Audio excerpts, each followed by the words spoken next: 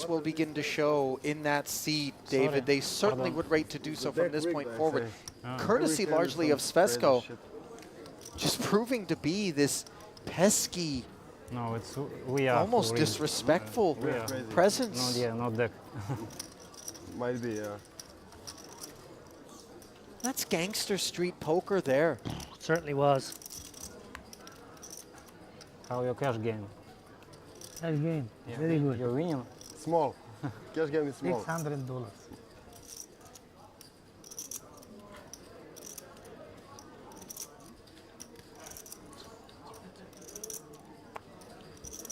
Guys, that was Jack 5 and Queen 6 of hearts on a 9, 7, 7, So you 8 got board. 13.5, something like that, or? Yeah. Bet Okay. jam. Yeah. Street poker, as you said. Little bare knuckle in this ring now, as the gloves appear to have come off.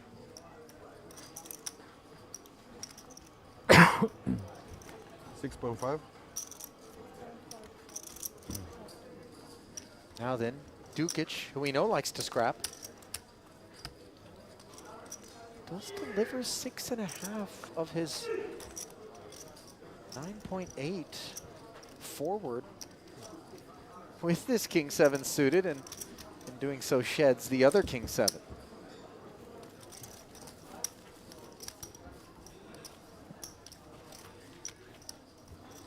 David, I know you're always a note taker, feverishly scribbling away after that last exchange. Were you simply writing "never bluff Svesco" over and over again like a child at a chalkboard? I suppose what really strikes me after not just that play, the King 6 or King 4, whichever it was, when he raised blind v blind in a spot we didn't expect for a third of a stack a little while ago as well. Just this gear change and this bravery from a player with a modest enough record who really did cockroach his way to 6th position of 6 left, and having sort of taken the bull by the horns with that ace-7 spot, which I think he worked out was probably just about okay, gets the big double moments later, gets into a chip lead, loses the chip lead, but still, rather than going back into his shell and sort of playing humdrum poker, trying to outlast other, he's actually really gone for it here. No resignation whatsoever, no defeat, no surrender. Dukic, yet again, with a large chunk of his chips being committed to a pre-flop raise with the suited connector, just 10 high at the end of the day in the face of anybody that wants to spin. Works out for him.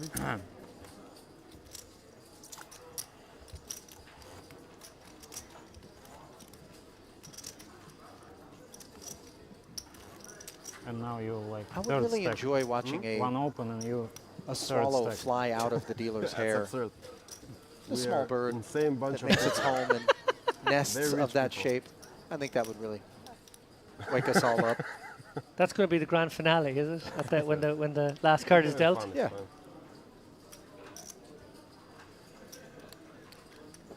Still 5 here.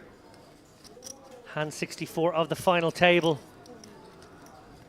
Who would have thunk more than half our final tablists would still be in their seats at this late hour? Nobody. I certainly didn't. Nobody. But how much longer can the war of attrition continue? And war is very much an apropos way to describe that which we have been witnessing as these generals command their armies. 2 million to go as Queen Jack picks up Jack 10, delightfully enough. Squeezable for Dukic. Obviously, you'd love your 3 to be of diamonds, but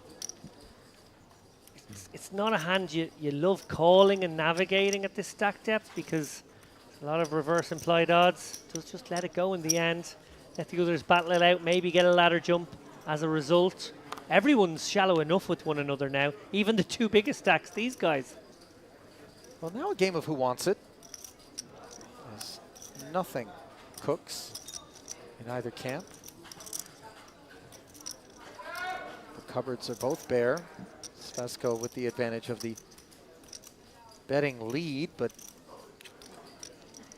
going up against that covering stack, and he treads lightly. At least for the time being, we never know what he's up to.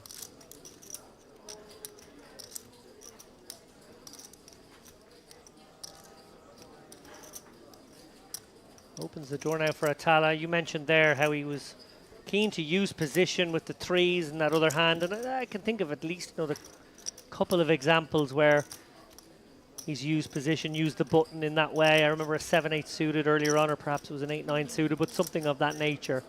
And now we see with no hand, no draw, same execution, job done.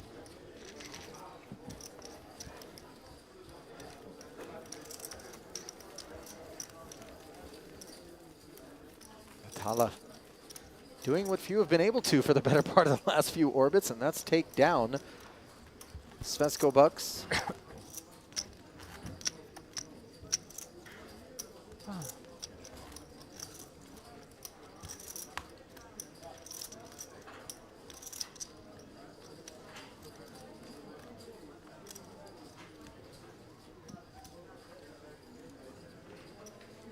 Do you think Svesko wins this thing and even cracks a smile when he You got like does? 37? He's all business right now, that's for sure. Yes, he is. That's a man whose shop you don't walk 55. into and then think to yourself, I'm sure I can negotiate the price on this.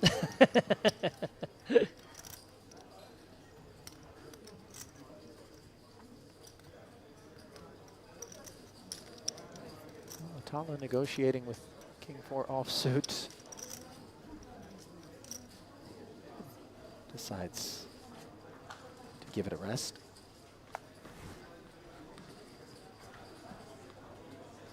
King Deuce suited now for Oleg at the button. He is in for the long haul. You saw him step away from the table, get in some stretches. Looks fresh.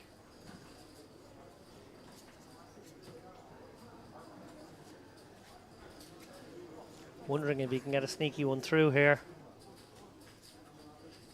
King blocker, suited.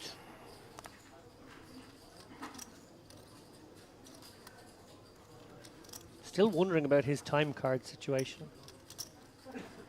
Yeah. Something to keep an eye on. All in? Dukic.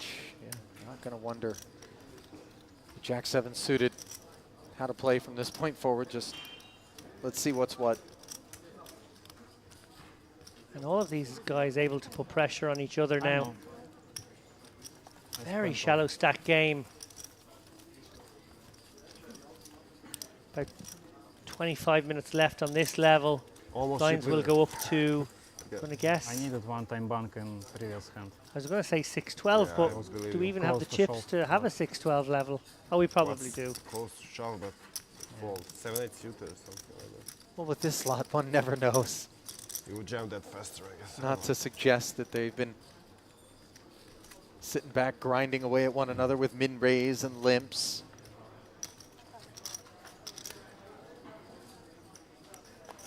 No, it's not become shallow because of the lack of action. Yeah, good point. Well, there'll be no lack of action as an ace-king surfaces on the shores of Dukic.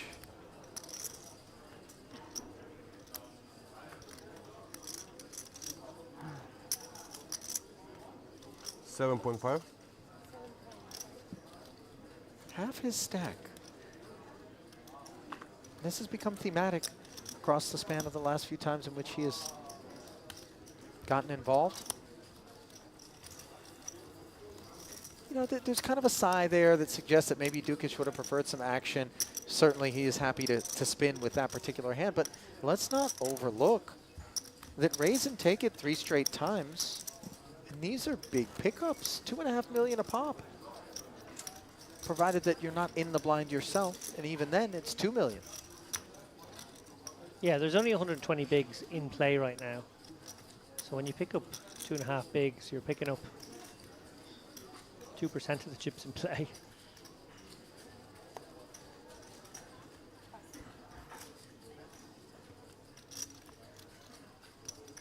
Now another one that could pique Dukic's interests.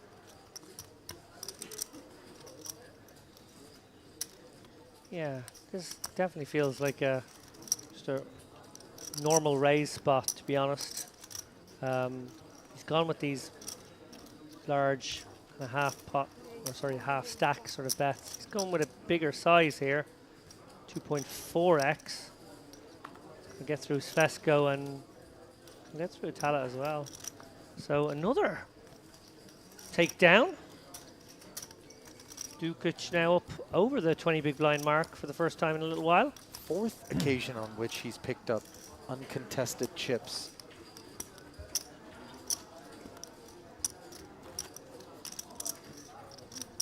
Pace of play has also been mercifully brisk of late. Yeah, very quick.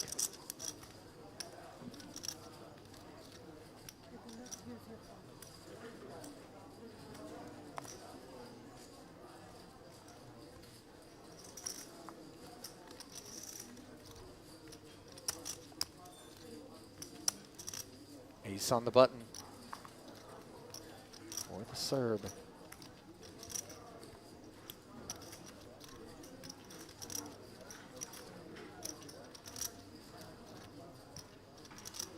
Going to use this blocker to try and get one through.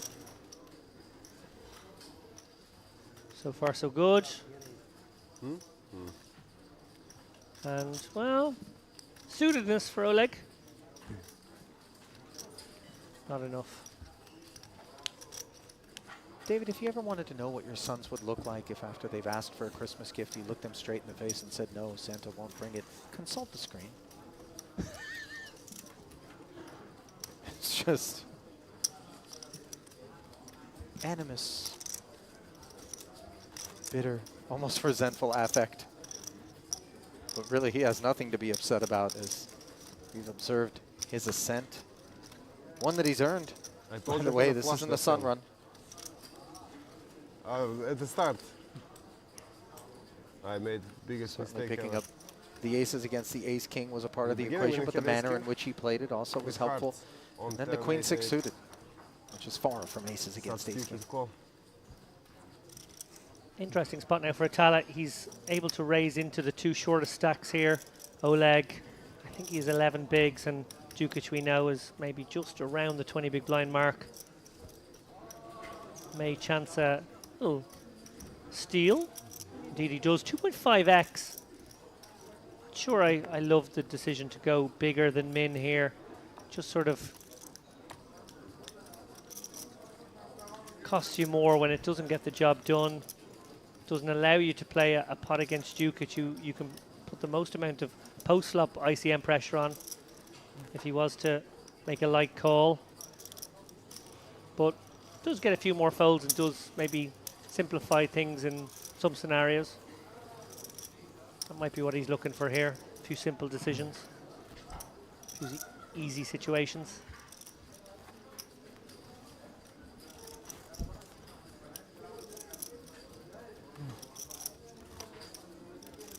Yeah, Svesco really not giving away how different his situation is from, say, 2 hours ago where he sat on 6 million and No. not 46 million, If I whatever it is blurred out now. the stack in front of him, you wouldn't be able to tell me what circumstance he was in. I think that's useful.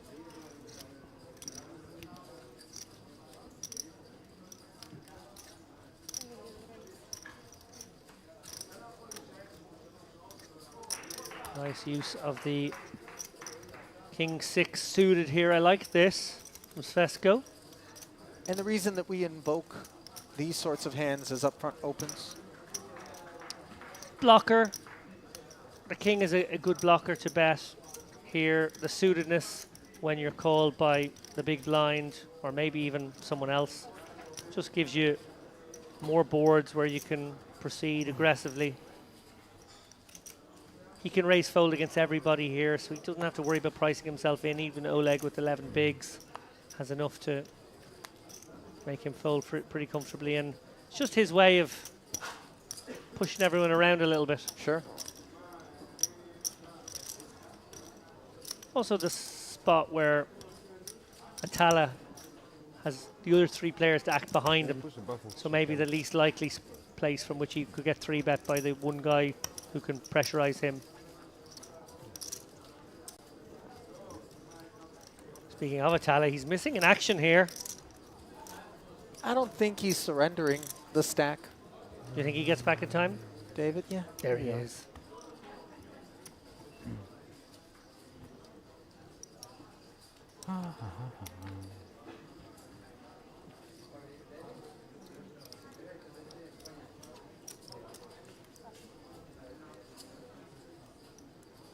Even if he didn't get back in time, that one was not of any interest to him. Jack 9 offsuit. Dukic found one that doesn't work.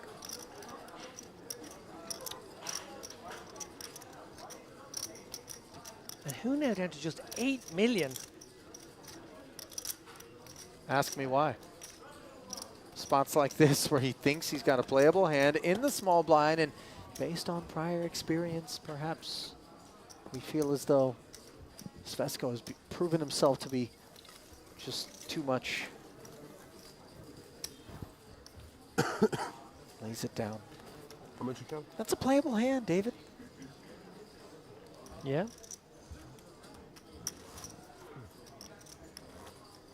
This is 10. This is 10. Thank you.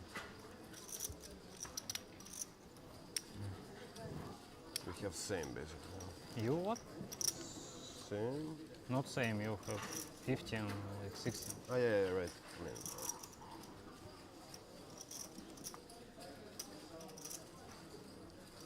Oleg, after a period of quiet,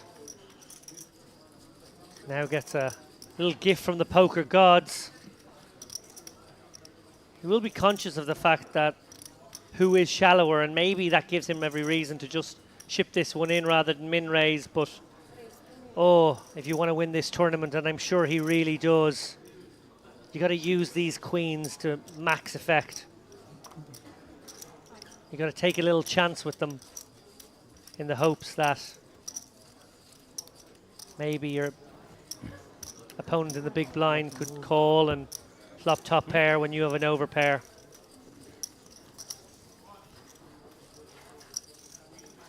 Unfortunately for Oleg, no action, but he does pick up the price of another lap of the track. 17? 16-5, 17-2, something like that.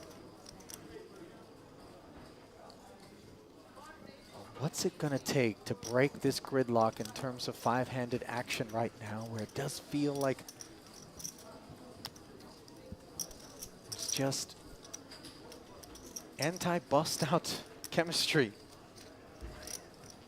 Yeah, there's almost like a pressure cooker effect right now. I feel like we're incrementally raising the temperature on these shorter stacks now. Dukic, okay, 17 big blinds, not super short anymore. Oleg, 12 bigs, definitely short. Who, 7 bigs, very short. Something's got to give surely at some point soon. I mean, if the players aren't going to allow it to happen, the blinds will force them into that spot.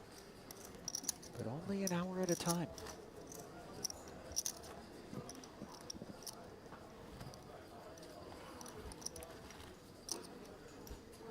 The craziest thing to think about right now for me, David, and it's been proven by the number of different chip leaders we've seen, some of whom have been the short stacks prior to enjoying that role, is any of these 5 could win it. Truly, any of these 5 could win it. Without doubt, I think Oleg may be the only player who didn't have the chip lead at any point, but he was certainly up there amongst them for a while. I dare anyone to suggest that he can't win it. As we see David Hu recognizing that the ace-8 with just 8 million is a worthy candidate to get most, let's call it over half of his chips in there. And in doing so, he will pick up the blinds. And moves like that versus the all-in, right? I think that's when you know a man is thinking on a kind of different level. I'm Yeah. not suggesting it's rocket science, but you know, it just establishes him as the pro that we see him to be. Yeah, committing himself obviously in any heads-up scenario, but giving himself a way to get away if a lot of action were to come after him and you know, ladders were potentially forthcoming. Still 5. Temperature rising here in the Crystal Cove.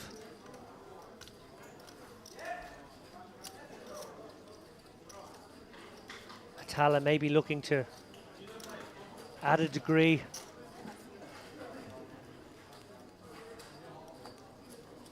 I win. Button jam here from Oleg. He gets to He jam into the... approaches Oh, sorry, that Ali. 10 big blind threshold himself. No apology necessary. You know how much I have? Huh? You know how much you started? This is 10. Exactly 10 million. Plus this. Yeah, he gets to shove into the 2 short stacks who he can put the most pressure on, but this is just too much hand for who. Just an absolute mandatory call here. It's been some time since we played one of these. An all-in and a call all-ins here today. at the featured table where David Don't Hu jinx it. Bet coin flip. says don't jinx it. 3-2 favorite in a 20 million chip pot. So far, so good. 8-8-9. 6 outs to dodge, as it were. Pre-flop. Turn. A 3. Things remain nice and clean. Don't sully or soil my dreams is what David Hu is thinking. Oh, Good luck, guys. would you believe it? Open. Not like this. Oh. Not like this. A good No punch need to count, yes? on the river. No need to count. Indeed, Oleg, the covering Because less than stack. David Hu, well, Yeah. what can you say? A weaker player would have been eliminated at an earlier point. A lesser man would be at the bar on his 3rd or 4th round by now. David Hu survived, lived by his wits in so many spots, refused to put his last chips in bad, or even flipping on so many occasions, eventually succumbs in 5th. Earning $142,400 for his efforts, adding to the $1.14 million he had earned across that over 10-year career, flying the Dutch flag. And the most decorated of the remaining lot, 5-handed, I think it's has quite been interesting. shown the exit, for and sure.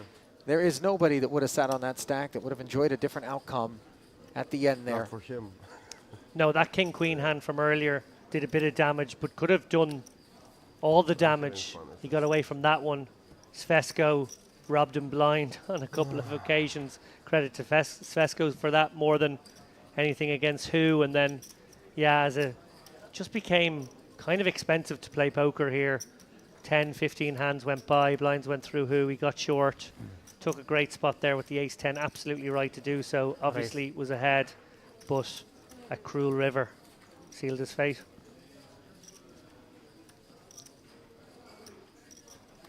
So then, the very first hand of 4-handed play, one in which Wait a Oleg second. now I'll count. has a loosened collar. 12. 22 million plus to start this one, puts 2 million of it. It's 20. If I do it all correctly, 12, 17. Okay. Out in front, Sorry. Okay. Svesko, It should be like that. customer, with the 10-7. He pips the 2 9s on a queen 10-6 board, and no sooner does Oleg pick up chips than he rates to be passing some over to the serve. Turn card, providing gut shot straight draws to both parties. Double gutter for the 9s.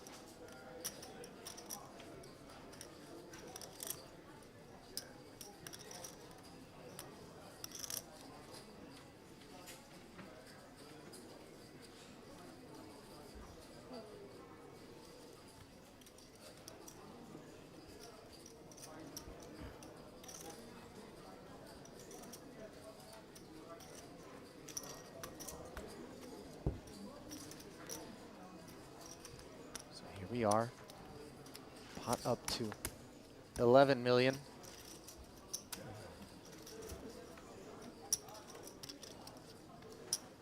There it is. The jack on the river. Sweet relief for the nines as the tens hung in there for the 3 million.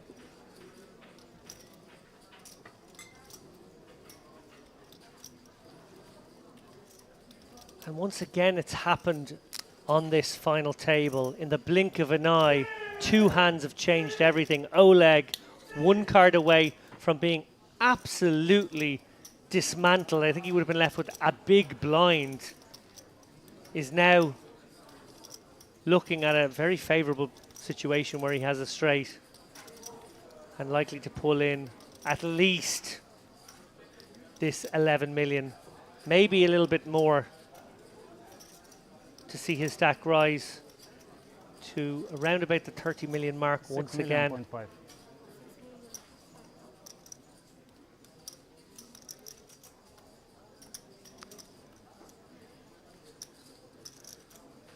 Nothing Svesco can do really in this spot. His opponent obviously can have ace-king.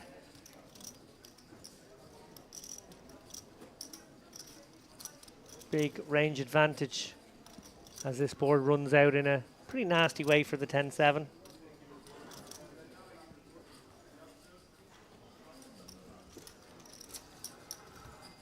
So Svesco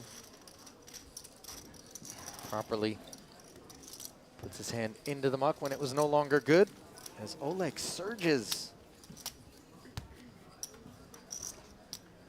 Let's see what he does now that he's got a bit more equipment with which to work, David. You know, we observed Svesco cuffed, shackled, forced to kind of keep himself out of the way with the short stack, and then once he got himself some depth, Svijemo kosu, bre. really came out of his shell, so to speak. Now Oleg perhaps with an opportunity to do the same.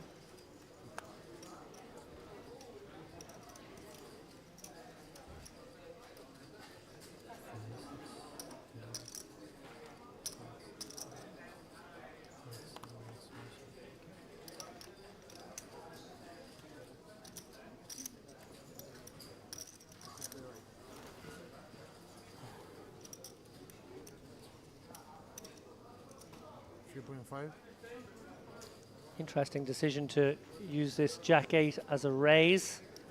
Did anticipate him limping in with this one. Wow, he's run into it here. Atala looking down at the ladies will almost certainly charge Svesco to realize equity with that Jack-8. One feels like there is a nice little non-all-in size here available to him in position, maybe something around about the 9 million mark.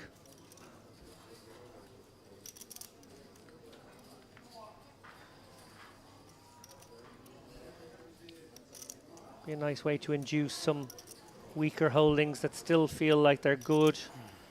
Maybe even induce a few light ones too. Oh. Well, I don't love that, to be honest. No, he just ripped it right in there, and there certainly felt like there were many sizings available to him that would have been a bit more fruitful in the end than just taking the pre-flop open. Yeah, as it happened, that Jack-8 not going to stick around to any size, but... Yeah, not against Jack-8 specifically, but just on average. Exactly. You gotta take these gifts, try and turn them into something.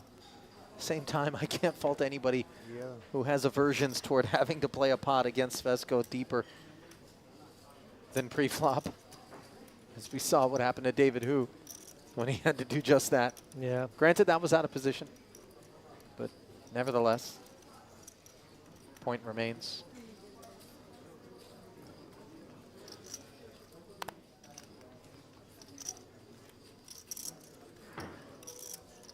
Hard for Atala here in the small blind. He obviously is looking down at an ace. We see he's got the same hand as Dukic, but there isn't really a non-all-in sizing available to him that doesn't commit him, and Dukic won't be light all that often from the cutoff, given what's behind him. I like that fold unbalanced by Atala. Don't think you want to get out of line there. Just generally curious, is anybody interested in looking at any numbers ICM or not? Oh, asking the question. Fine, but just asking. Got it. No chops. Okay. Silence. Sure. Just Very asking. reasonable question to ask. Okay. Obviously, four-handed. These guys playing for an awful lot of money right now, and now are very shallow overall. This game really is entering into a cards are going to decide a lot from here on out. Yeah, and listen, these guys aren't here to allow luck to be the primary influence over outcome. And I don't think there was anything unreasonable about Dukic wanting to at least explore what the numbers look like for everyone in terms of an ICM chop at this point. But no chops was the pushback that he received. Unclear who delivered it, by the way. Was it Atala or was it Oleg? Oleg? Talia? In no uncertain terms, it was Oleg. I think does fancy himself to be the best player of those remaining. And I agree with that. I did think it was him and who, maybe with the most final table experience, most likely to navigate. I respect the confidence. It's not misplaced, as 2.5 million appears to be slightly misplaced in front of this 3-5 offsuit from the button, but it'll work out. So you understood what he was asking for, no? He was asking As if we can, approach like, the see last couple of minutes ICM of this numbers level, in the and I know we'll be taking a very short okay, break. okay, I see. What did you say? Not now. Okay. Okay, okay. Okay. I don't care. Okay, okay, no problem. No. Now, the fact that Oleg leaned over to Atala, David, and inquired as to whether or not Michel understood what Dukic was asking, and then got verification that indeed Atala did, and again he said not now, suggests that it was not Oleg who pushed back on the ICM chop, and perhaps it was Atala, much maybe to the surprise of the remaining three. Yeah, it was certainly Oleg who said something like, well, that was met with, silence when he threw out the question, which of course was his own silence, but maybe Really pointing to the referring to Atala's lack of engagement or response. Yeah. Okay, interesting. Yeah, very interesting. I would think that, not to take anything away from Atala, but this murderer's row he finds himself in with a tremendous amount of money. We're talking over $1 million still left to claim. That he might be well served to at least explore what the payout is. And not well served is ace-8 on a 9-9 deuce board that smacks Svesko for trips here. Nej, det går not now. 5.5 Keep with it, million. let's go. In the middle.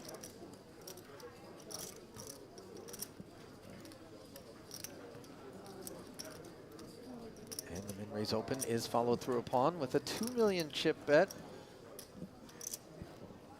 One that does not want any patronage whatsoever.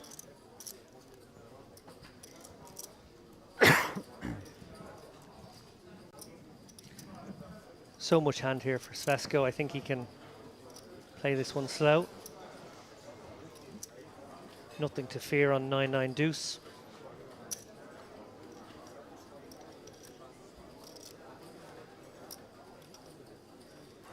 Obviously, Atala's bet very much would have appreciated acquiescence from Svesko.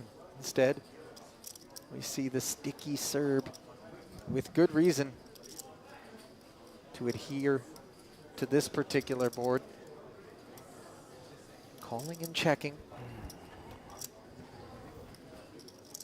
These are the forks in the road for me, David, with these ace-8s where you feel like maybe another little barrel here could prove fruitful from time to time. Temptation resisted, though, by Michel. And now that we've checked back a board run out such as this, when the bet comes forward, as we assume it will, from Svesko into 9.5. The bluff catching calculus will take shape. 6.5. Yeah, and I was going to say, I think it'll be a large enough bet because really he's going to target pocket pairs that opened here, that decided to check back turn to exercise a little pocket control on the off chance that his opponent had a 9 and then would happily snap off a bet such as this one.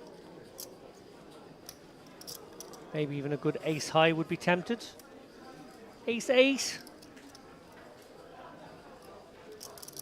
Don't want to say it's not tempting, because clearly, judging by Atala's body language, he is somewhat intrigued, but I think this one can be let go on he's balance. not going to be worried about being up against a bigger ace, so we can rule that out. And the board texture on the flop is so dry that really it's a matter of, was this just a float designed to find out whether or not I had a second barrel in me, and once I didn't, then we set ourselves up to bluff the river on a run out such as this, with the range advantage, with the ace 8 appropriately laying it down. Yeah, and with the stacks distributed the way they are, pretty reasonable that Svesko might flat a small pair there and take an identical line, so not just the 9x that he has to be worried about. Well, it's break time here, as only 4 remain here on the 4th day of this Merit Retro Series main event. I mean, just incredible what we've board and witnessed to here. Michel Atala, currently the chip leader, took a little hit there going into the end of that frame, but what a delightful frame it was, David. It was a delightful frame, but something interesting has just happened.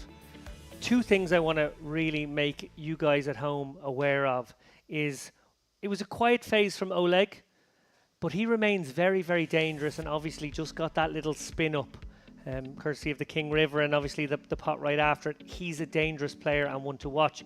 The biggest point I want to make, though, is Atala, a player who has been the most in line, I would say, over the course of this. Now finds himself with the chip lead, a position where he can now get out of line, if you will. Yep. And I think we've just seen him switch gears. And while he did it, he threw out that line. I don't know whether there was a communication issue or whether he knew exactly what he was doing. But that line of, not now.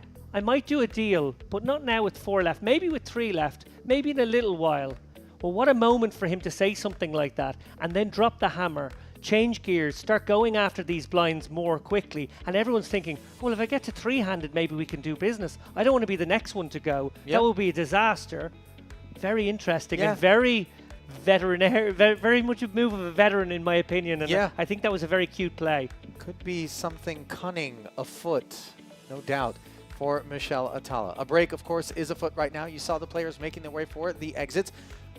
Just temporarily, of course. They will be back to play for $567,000 as the on-tap payout right now here at this Retro Series main event, a whopping $191,000, and of course $257,900.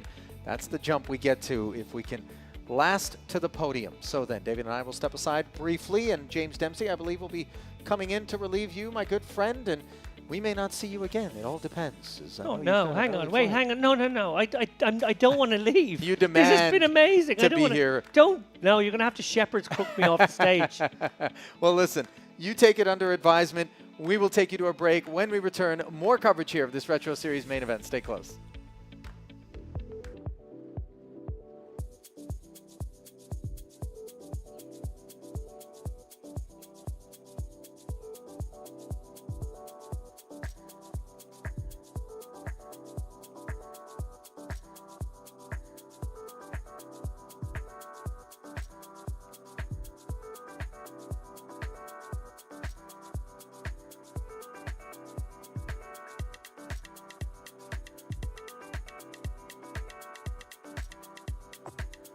Very small bet. Panka would probably raise and juice. Action now on Panka, who, if he bets and gets raised, may put a lot of draws into Dukic's range. And look, these 2 hands are just massive. Anyway, what is going on? Okay, here we go. Okay, but a card that isn't going to cause any concern for Panka, so therefore makes it even more likely now that his chips will find the middle by the end of the hand. Yeah, and with it straightening up a bit, Dukic got to do his own betting now. Maybe not even a particularly small sizing. Half pot, perhaps.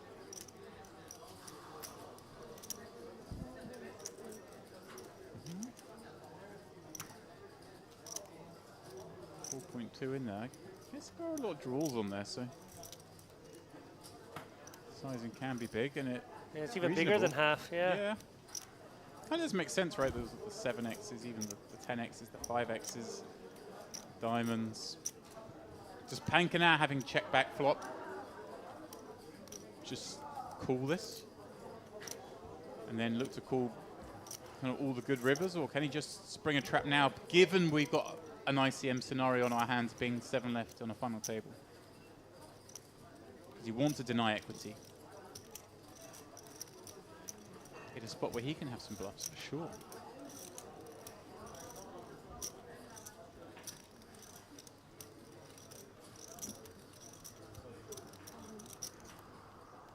He does go for the all-in, unsurprising really. Dukic with the snap. And Panka will get the very bad news. He's drawing to 2. Oof, well, once we saw that flop, we sort of figured out what was very likely to happen. Not as many chips got in on that flop as we expected, but they all got in here on the turn. And Yeah. poor old Dominic Panka, a right smile. He's going to hit the rail. He is out in 7th. Somewhat doubt out of the tournament after that flop.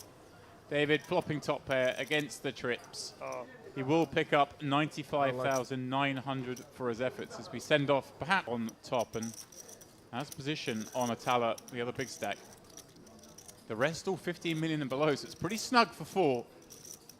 Atala below, perhaps the one feeling the most pressure as the second biggest stack. Yeah. They're like London buses, these hands.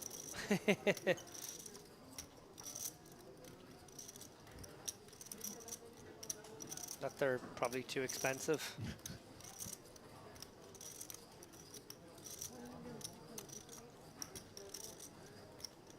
Ooh, wow. Ooh. With a decision against a super wide range from the button. Crucial factor in this one is the presence of a shorter stack still, and He goes for it. Who does blast it in? Dukic, what? Snap A call. sun run. Dukic is just like, yep, What the fuck? I've always got it. But 27% of the time, who's going to have it? It's not over yet. And this- Oleg about to get another ladder. Wow, yeah. Unbelievably. Well, hold on a minute. Or is he? Well, that's 12 outs twice. Flopping the flush draw. It's David, who turns the diamond. Dukic shakes his head. Every time he gets a big stack, he seems to lose some of it. This time, nothing wrong, of course. No. Was in great shape to get himself up to what's. I want to say it was on day 2 where he first caught our attention. Yep.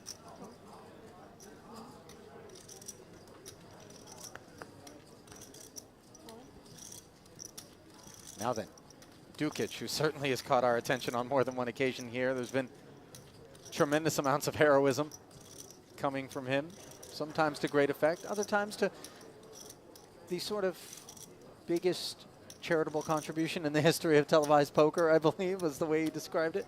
And he had pocket fives that time too. Well, let's see if he can have a better outcome than he did that time from the button.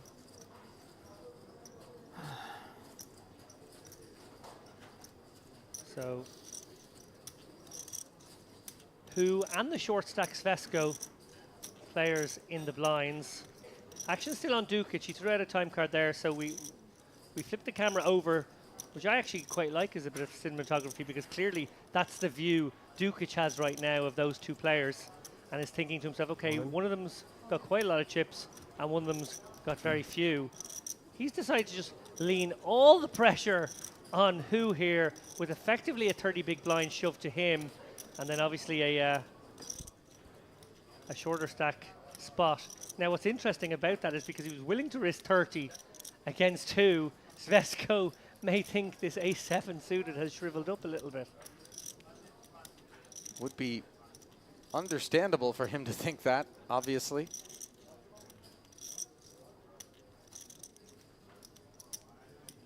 Boy, this does feel like a lot of hand on average against Dukic in particular.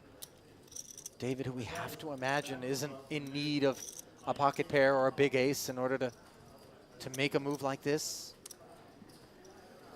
Well, he does need a real hand, though. Like, he needs a small pair, he needs a decent ace, probably a suited one. If it's not...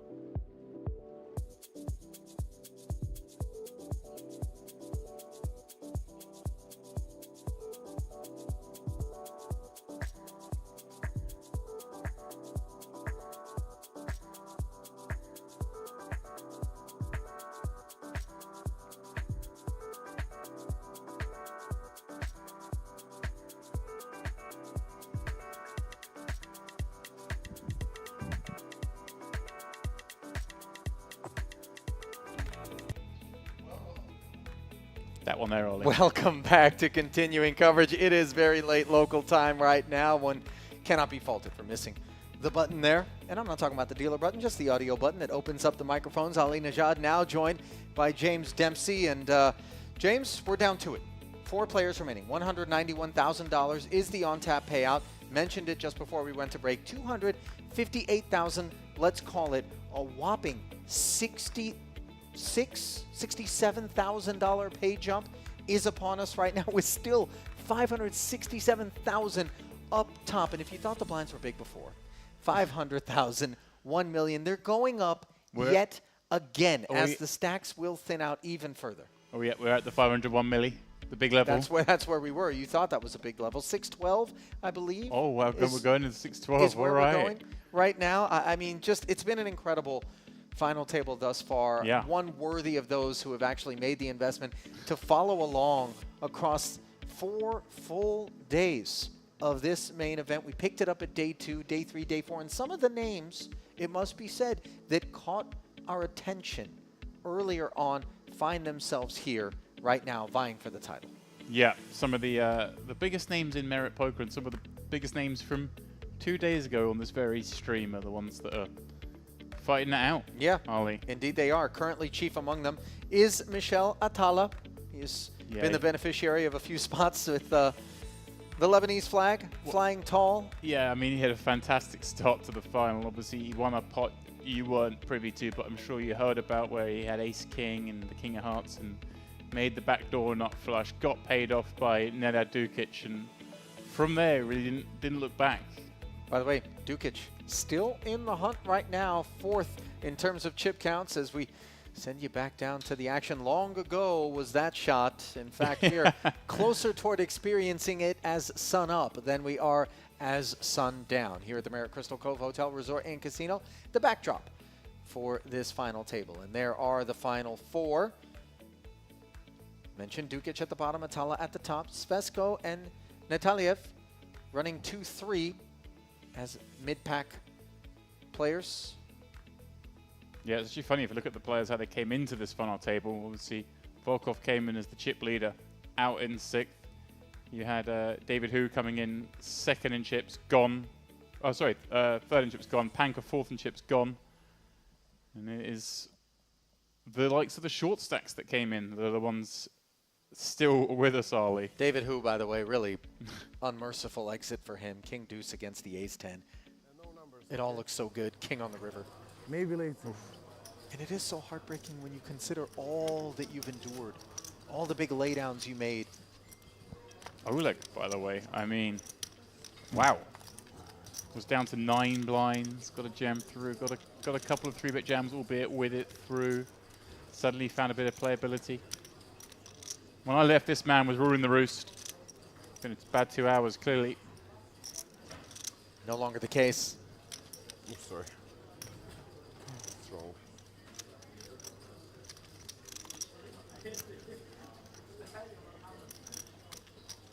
Whoa, Svesko, he's found some chips. Oh, yeah. He was shortest for a long time. Shortest from my left still. Took aces up against ace-king. Dukic was on the wrong end of that exchange. That'll help. Obviously, walks will help as well. Not that Atala requires help. Has the boss stack at present. Interesting thing happened just prior to the break, James. In Dukic asking whether or not anybody was interested in taking a look at the ICM chop. And there was assumptions that it was Oleg who promptly was averse. No. And it would make sense considering his experience level and confidence that we imagine that he might have here four-handed. And yet, it came to light that it was Atala who suggested, not now. All right. All right. Well, let's Slightly cheeky. see how it goes, huh? Yeah, Interesting. we thought so. I like it. So, Let's hey, go. you guys aren't good enough. I'm going to run you over. I don't know if that was the inference, but maybe he just wanted to see if things won't come into focus more favorably for him. Yeah, deals are a funny thing. Yeah, you're just feeling good. Sometimes you want to keep it running. Maybe you lose a couple of pots, then you might look at the numbers. Whilst you're feeling great, you think you've got your opponents, then let's see some cards. I like it.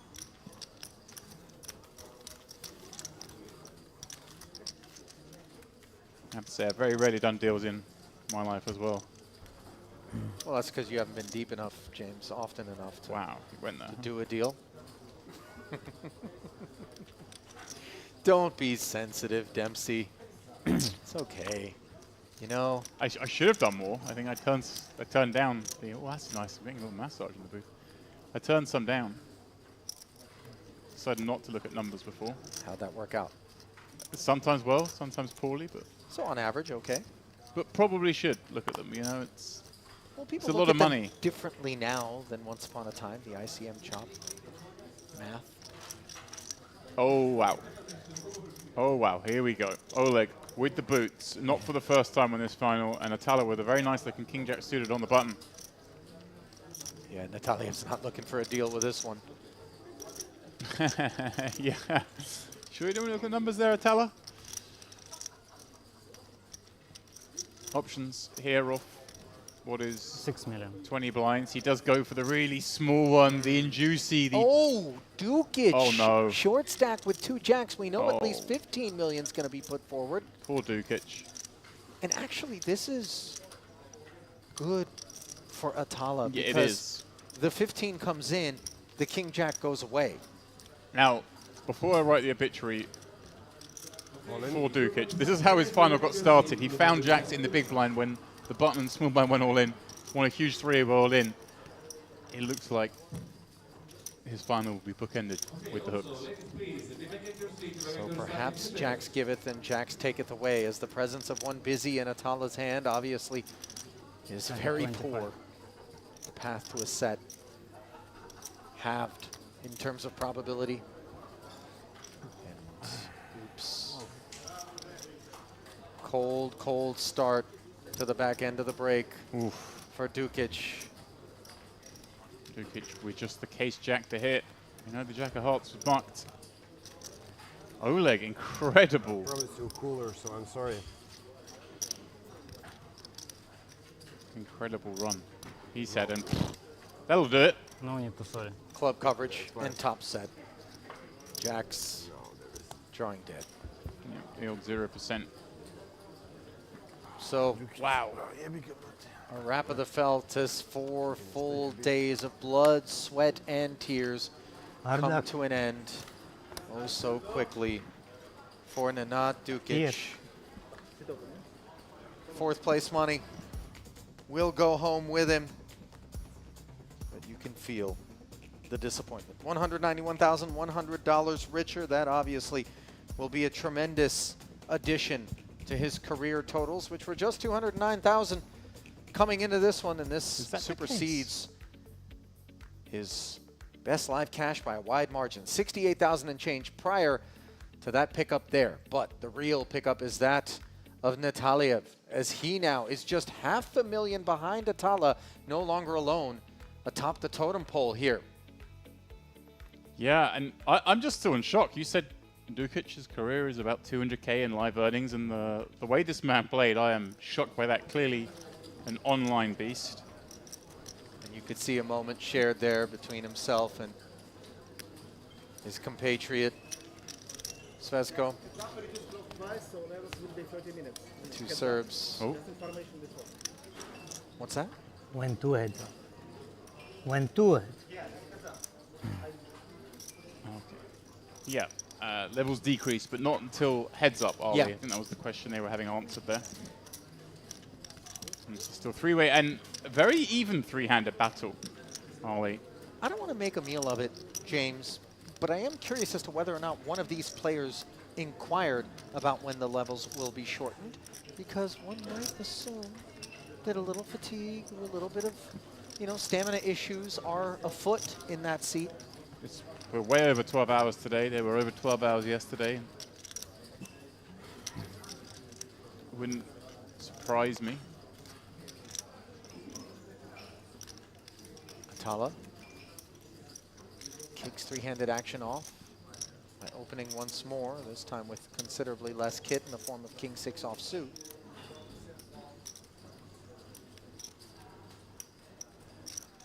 And this is one big blind, no small blind out there. We did lose Dukic.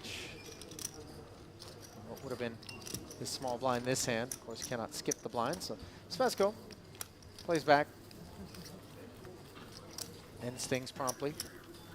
The composition of this final table has changed so much in the 2 hours since I was gone. Svesko is one of the shortest. Oleg, You want to same. ask for numbers?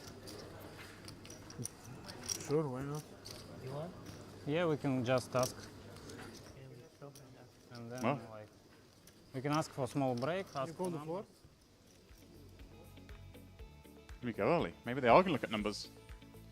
So then perhaps it was an honest, not now, let's wait, now that we're down to three-handed. And the stacks are fairly evenly distributed. James Atala open to calling the floor over and asking, just inquiring as to what the numbers would be. As you see the way things are shaping up, 43, 41, and 37 million respectively, with Oleg now the chip leader, then Michel, then Darko. We come back to the desk, and I'm just doing the math right now. There's over 1.25 million in total payout still remaining right now. And obviously that ICM chop will smooth things out considerably for these three.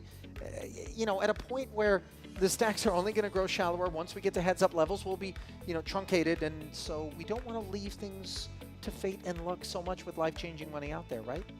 Especially, I think, when the stacks are so similar. It's very easy for any one of these players to come third. It's a little different sometimes. One guy's got 60% of the chips in play. The other got 20 each. The 60% is like, I ain't coming third, boys. Let's keep playing. But when it's that bit more even, Sure.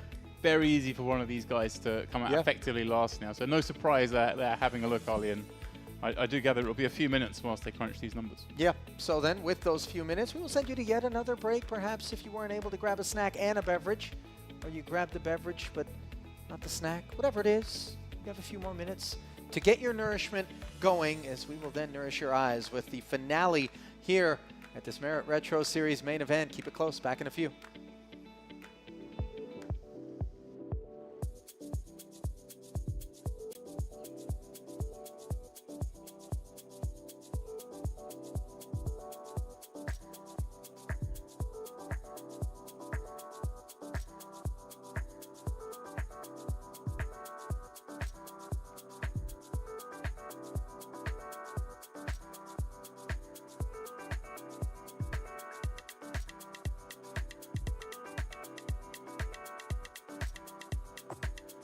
Diamond! Dukic shakes his head. Every time he gets a big stack, he seems to lose some of it. This time, nothing wrong, of course. No. Was in great shape to get himself up to what's... I want to say it was on day 2 where he first caught our attention. Yep.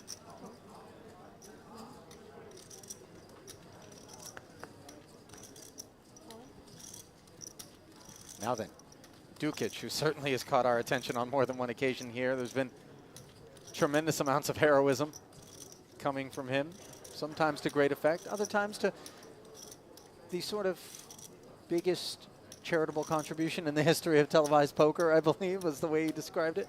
And he had pocket fives that time too. Well, let's see if he can have a better outcome than he did that time from the button.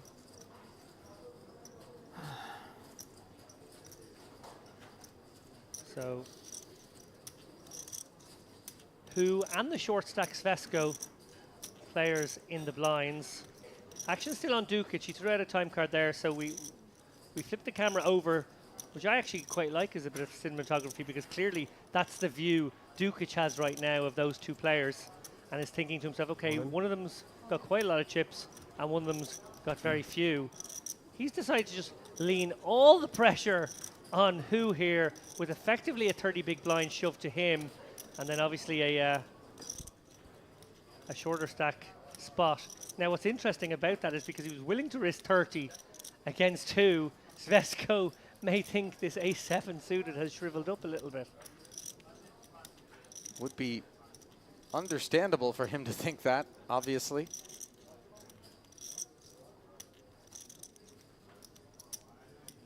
Boy, this does feel like a lot of hand on average against Dukic in particular. David, who we have to imagine isn't in need of a pocket pair or a big ace in order to make a move like this.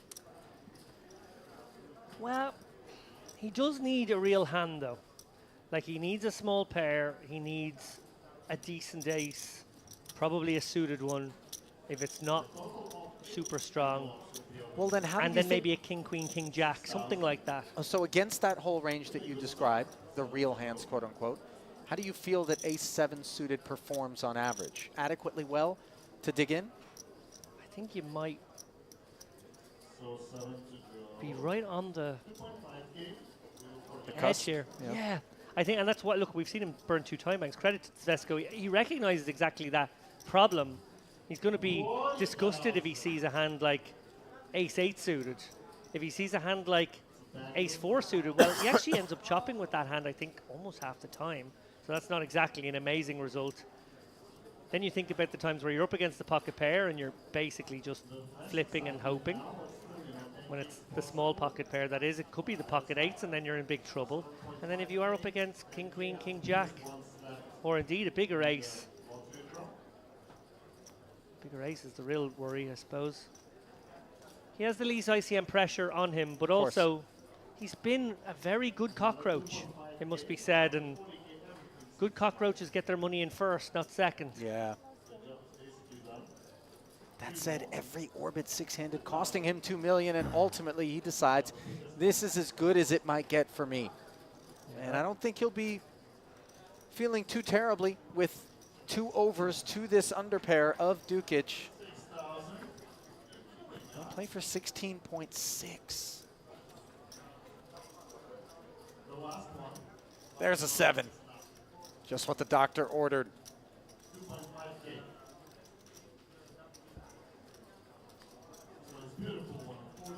Three on the turn, and the payment begins to get cut out by Dukic as the red 5 is all Svesko needed to avoid, and he's done it. And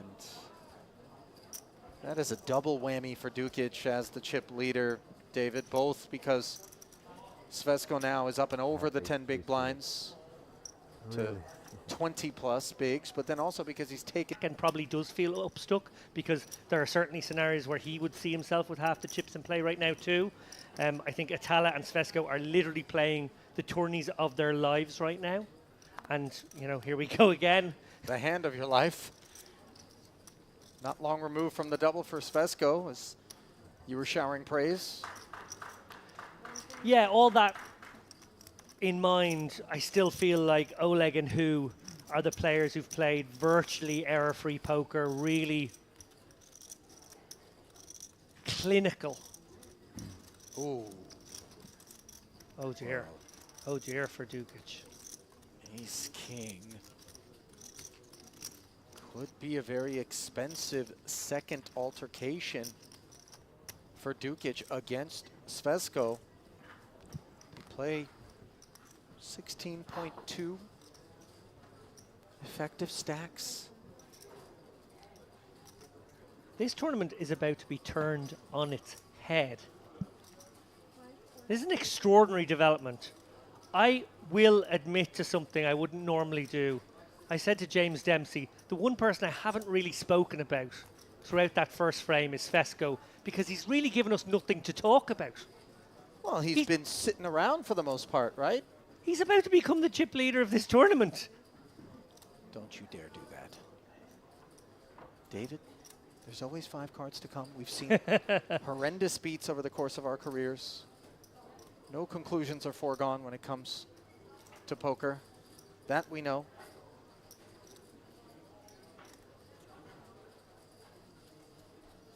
So here is the lighting of the fuse as the 3-bet to 5.5 million is just leaving Svesco ecstatic.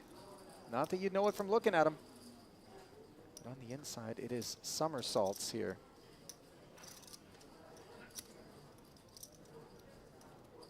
Is he going to lay rope? It looks that way. Wow.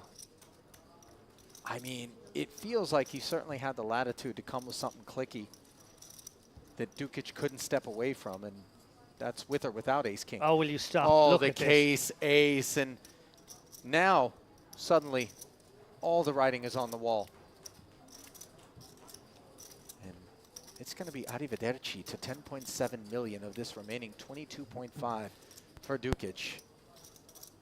Bar running queen 10.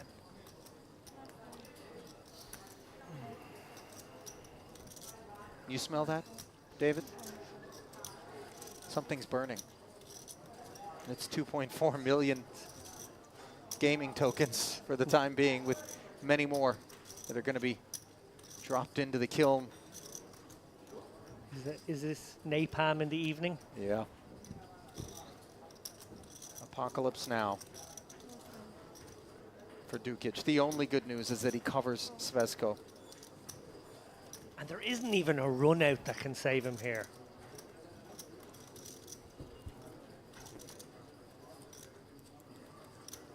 Now he draws dead. And I love the way Svesco hasn't gotten hasty. No reason to do so.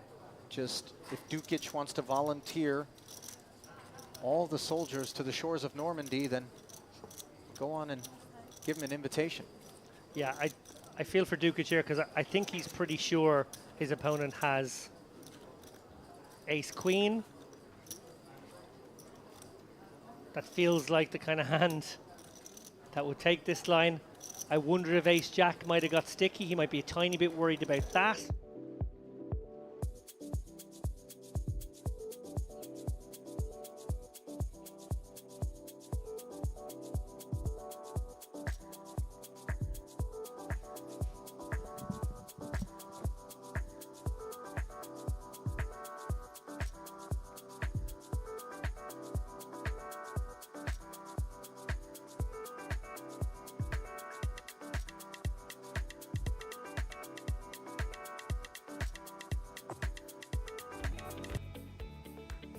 All right.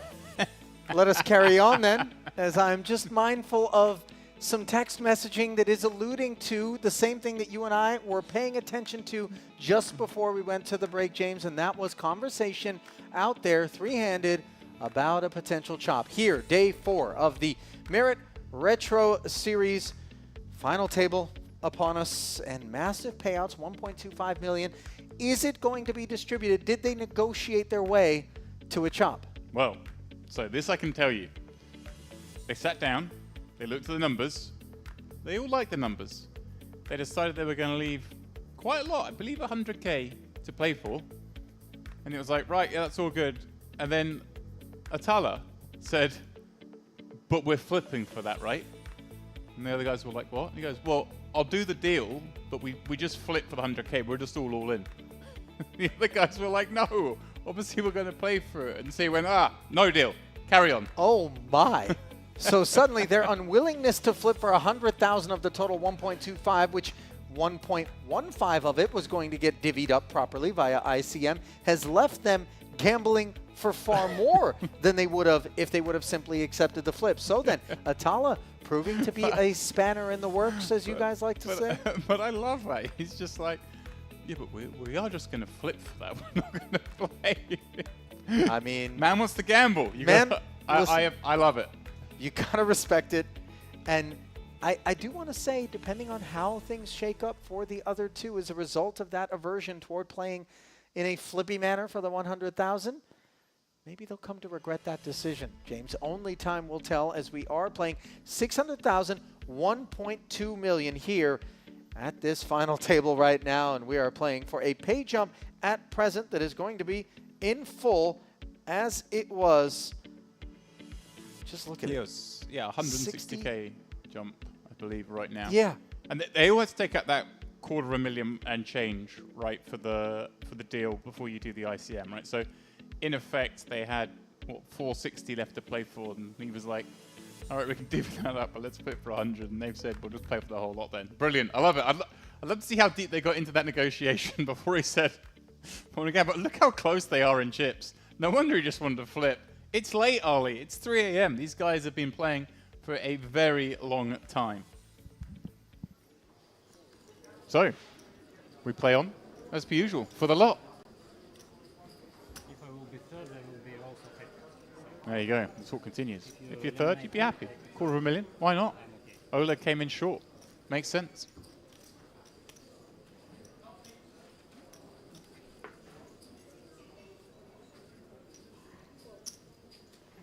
Svesko, first hand of this resume three-handed play.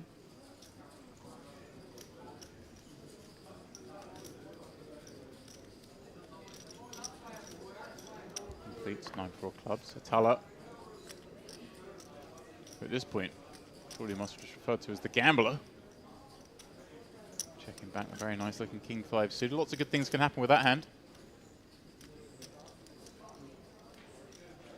Nothing really good happening on the Queen 6 deuce board. That doesn't stop Svesko. So he'll pick this one up. So far, so good for those that didn't want to flip for the 100,000. That really does create an interesting storyline once it's all said and done about whether or not somebody made the right decision or the wrong decision in terms of that. But regardless of outcome, James, it obviously needs to be stated that not wanting to flip for the 100 leaves you playing for a much bigger jump just from third to second, and then an even bigger one from second to first. Now, we do reserve the right, potentially, once we get the heads up, to go, hey, buddy, if you want to flip for 100 of it and let's ICM chop the rest, okay. Provided that Atala's part of that heads up equation, which is not a given. But all of this is very much to be determined. I wonder how much of it Ollie relates back to as well. Of course, just the fact this is a 4-day tournament, a prestigious 4-day tournament here at Merit, and they want to walk away with the title too. You can never underestimate how much some players want those titles. And Ollie, speaking from personal experience as a man with titles but no money, they're kind of nice. You can't lose them down the years.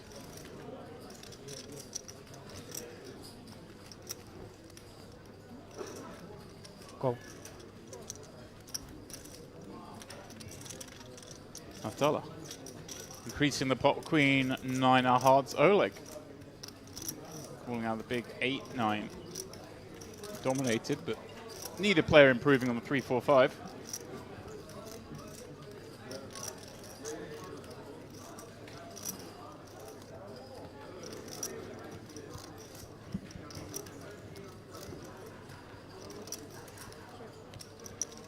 $2.8. Wow. Oleg. Oh, here's the player flatting the open on that board. Deciding here's a little bit more of it. Let's have the backdoor diamonds.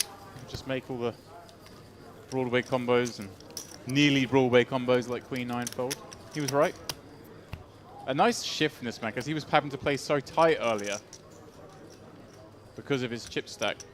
Now, It is such a nice feeling to just be let out of the box, be given the kind of chips with which to show a different approach to It the was game. funny because David had been waxing lyrical about him in a frame that you two had done together. And then you and I did the frame before the final table where he had to play incredibly tight. So myself and David met on the final. We had completely different perceptions of Oleg and the way he's going to play, purely down to the two situations he found himself in. And on this final, he's found both situations again, incredibly tight to start with, and now opening up. Go again, Atala opening button, Oleg with options from the small. Elects the call. And Svesko, ace-king in the big. How about that? Timing.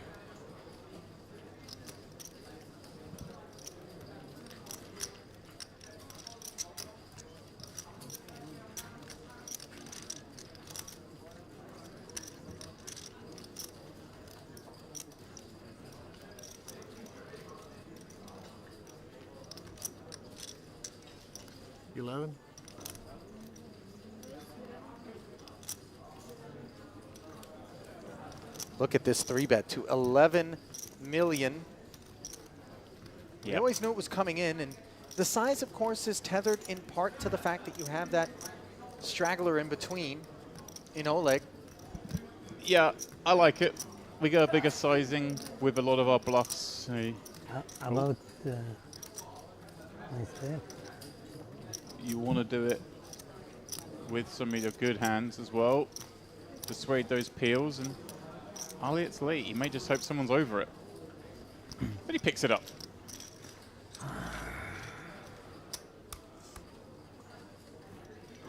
That would be the anticipated outcome.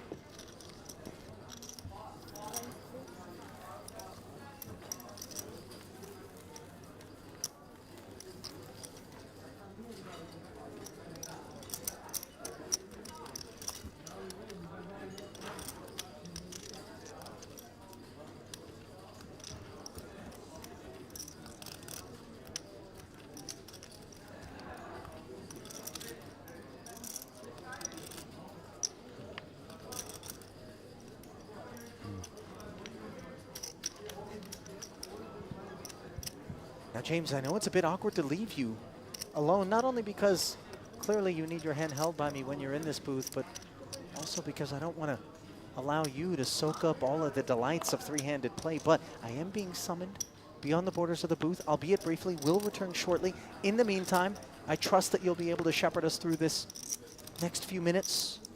Promise me? Pinky swears? Ali, it's all right. I'm used to being left alone. Oh, no, James, don't get depressive here. This is a celebratory moment. We've got a lockup of 257,900 as Oleg takes that one down. I step out. We'll be back shortly. Do as Hang you tight. need, my man. Do as you need.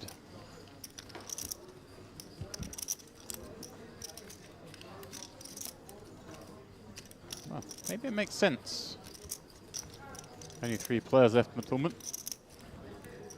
Why do we need 2 people in here? If you're just tuning in, you've missed a hell of a day.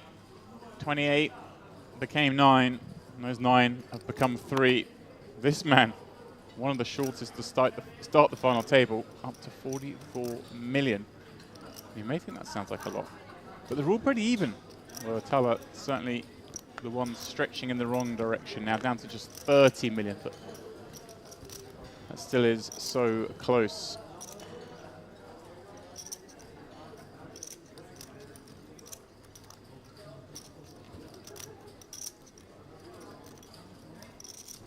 First goes open, timed well, 10-6 offsuit, running into the 9-3 of Oleg. Start the final.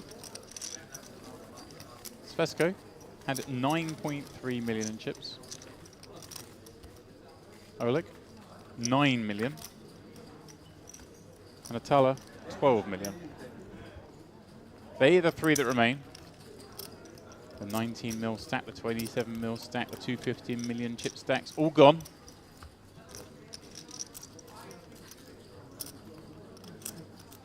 Chip lead changed hands multiple times in this one to get us down to this spot.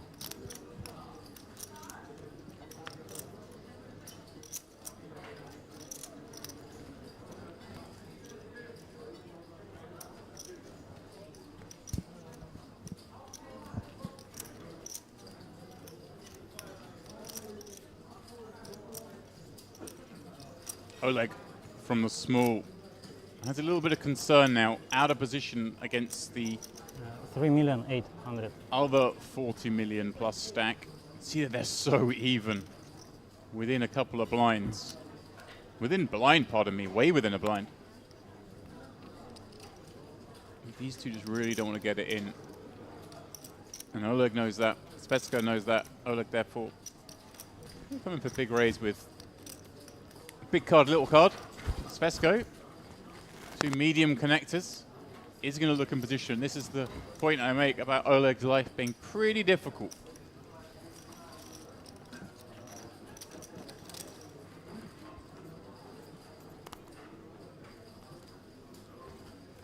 No, not so difficult on that board. The ace, 3, 4. King high still rates to be best here. Very hard for Spetsko to have too much 3x or 4x. Can have some ace x, but the biggest of that certainly going to work in as 3 bets. So he should feel pretty comfortable on this board. And of course, has that gut shot to the wheel as backup.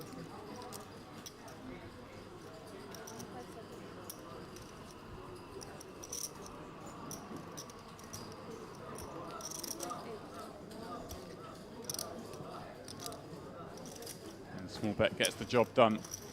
One of those bets where he knows he's nearly always betting into a worse hand, but playability a little difficult with that one if you were to check.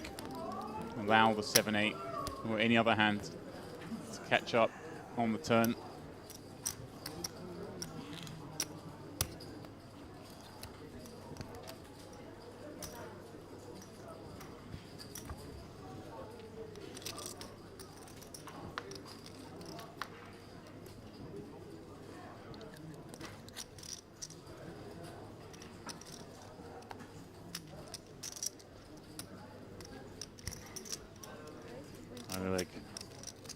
Continuing to move the aggression. 9-6 suited from the button. Way good enough, and well, timing appears to be on as Metallo looks down at Jack deuce off. Another hand that was going to play particularly well. His best serve with a fold, and Oleg breaching the mythical 50 million chip mark. As far as I know, the first to do it. 50, 122 in play.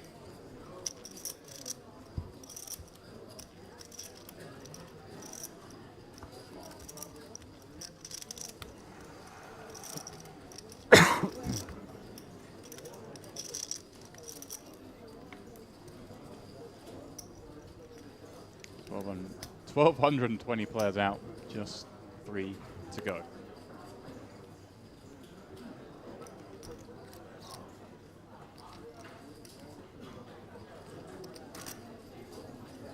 Darko, his best live cash before today, 76,000. He's eclipsed that.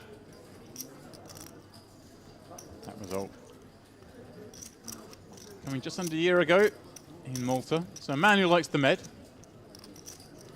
Here he is raising 9-5 off on the button. He's going to be met with the full resistance, one imagines, from Metallo, who looks down at ace queen in the small. And all in, we'll end it. Metallo as well, easily eclipsing his previous best cash. Was 16K in this very venue back in 2019. Only 3 cashes in tournaments, all coming at merit. So one can assume a man who perhaps spends more time in the cash game part of the room. And of course, Oleg Taliev. 50K, his previous best cash, another man who's set a career best. That also came in this very venue. That was 10th place in the Mediterranean Poker Party main event last year. So Fartail bubble that day. Far eclipsed that today as Atala rips ace-jack, and Oleg's got 8s in the small. Count, please. Asks for a count. This may be it. Open jams. It doesn't reek of super strength, the open jam. Tends to be, well, some ace-jack, maybe some ace-king even, ace-queen, those kind of hands, but also sometimes some of those smaller pairs. You'd expect the big pairs to raise in juice.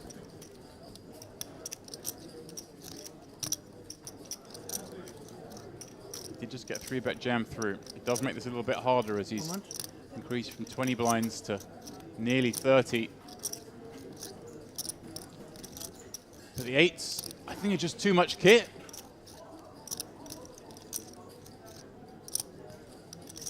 $32.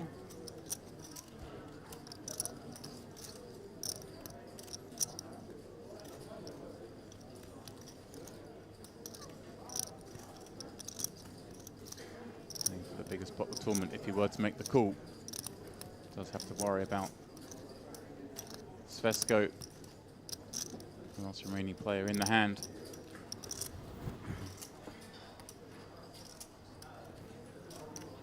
Call. He makes the call. Svesko gets out the way. Atala at risk. He'll be very happy to see the 2-8s. Yeah.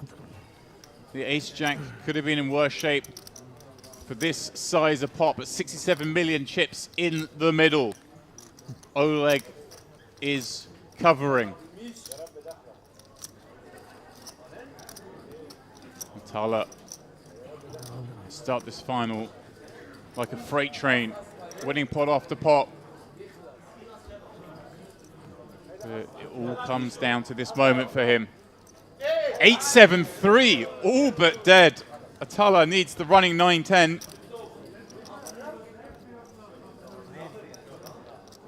And it won't be. GG, man. 7 on the I turn think there is no need sends him. to discuss because they need to left some, 10%. To the rail, and before What did you say? I say no need to discuss. Another. Replay, yeah? Huh? Replay? Yeah. saying Yeah, okay. no need to discuss because there is money left to play for anyway. But for now, we will pay homage to Atala. Say he got off to a flyer on this final table, but ultimately it is third place. Good for $257,900 for him, meaning Oleg and Darko will play this one heads up. There's a difference, 150K. But as we're mentioning, the rules stipulate, I believe 100K needs to be left after a deal. So what's the point, was the conversation. We may as well just play on. So play on they will. Oleg was down to 8 blinds with 7 left. Way the shortest. Now he finds himself with a commanding chip lead heads up.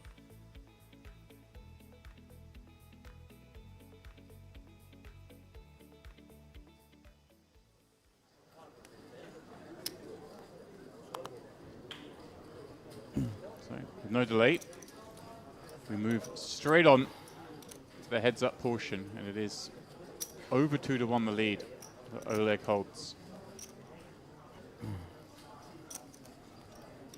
Play with 100 big blinds in play. This one may take a while, guys.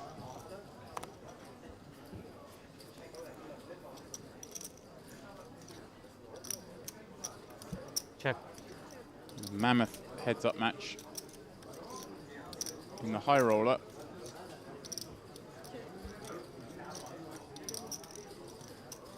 More things be repeated here. Of course, the clock does shorten heads up.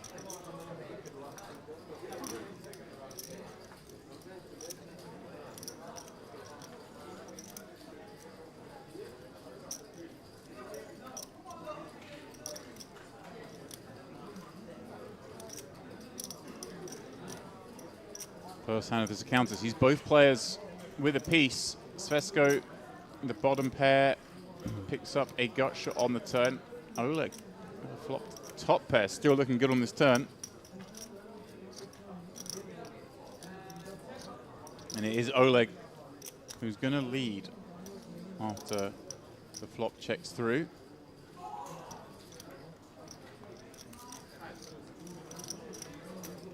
Svesco deciding he has enough, with good reason. Overcard gut shot. Bottom pair, and the innocuous offsuit deuce is anything but for Oleg, improving him to 9s up.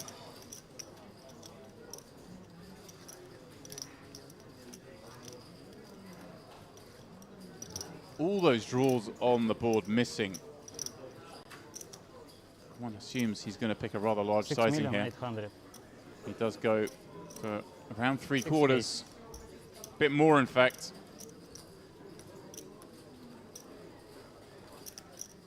This one a pretty hard spot for Svesco to call with bottom pair and the 10 of diamonds. You really do need your opponent to have some misdraws, and holding the 10 of diamonds, never ideal. But it's the first hand heads up. Sometimes you just want to keep your man honest. Time chip for now.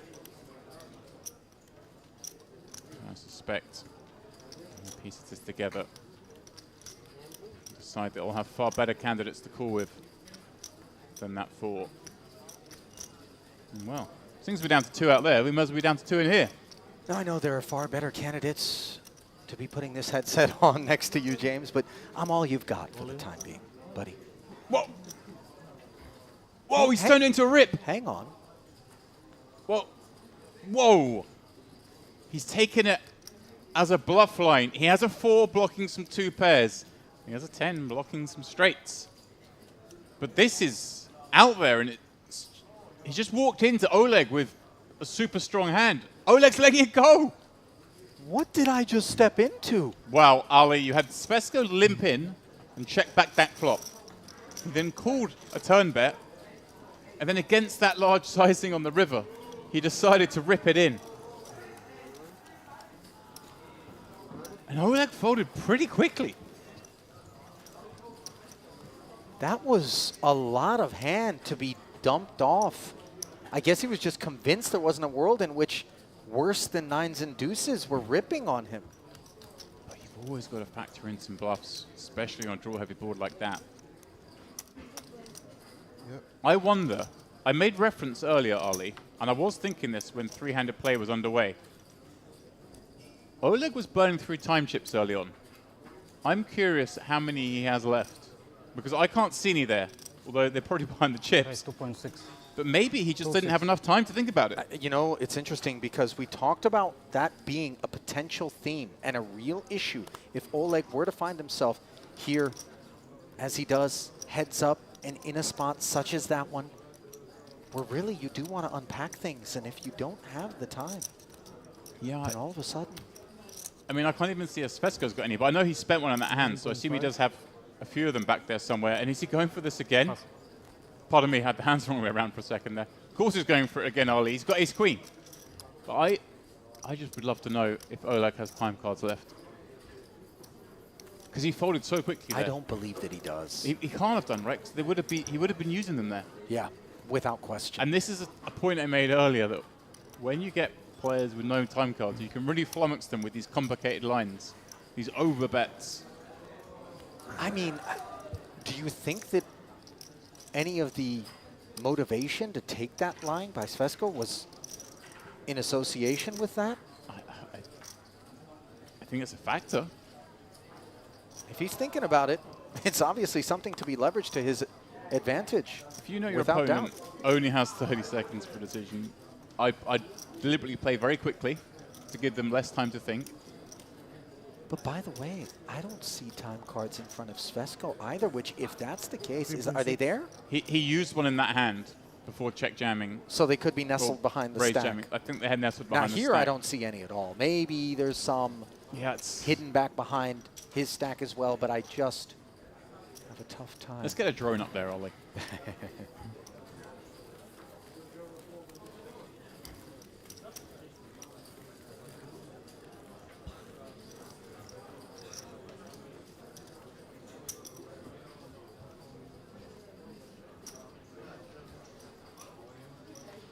Well, we always knew that Darko Svesco, if he was going to meet his end, was going to do it kicking, clawing, scratching. It was never going to be peacefully.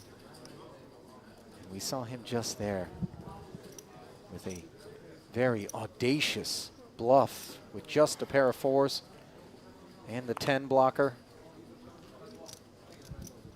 Yeah, it's kind of funny that he used that hand. Obviously, the 10 helps him make straights, but you also, as I always say, when you're bluffing, you want your opponent to be bluffing, and you want your opponent to have that 10 of diamonds sometimes too. But there we go. Ballsy stuff. I love to see it. No deal heads up, Ali. Obviously, you were out there getting last knockings at the buffet. I heard them ring the bell. It's now or never. And you dashed out. But because they have to leave money to play for anyway, they said, let's just leave it all to play for. Run I'll it. tell you what, they're not regretting that, given that Atala was the man who busted out in third. Losing a flip, Ali went out. He went out looking for it all. Ace-Jack. He wanted to flip. Let's not forget. Yeah, exactly. He got what he wanted. Maybe not in terms of outcome, but in terms of a spin, as we see the pair of 8s for Svesco. Fortunate to hit his side card against the Queen 7. No betting on the King 9-8. Flop nor on the turn.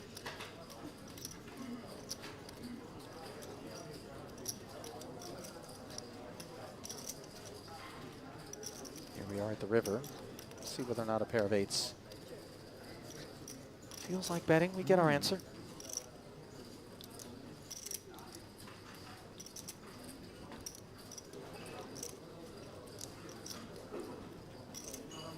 I'm glad he checked that back. Sure, you got a 7, but those straight draws would have bet by now. You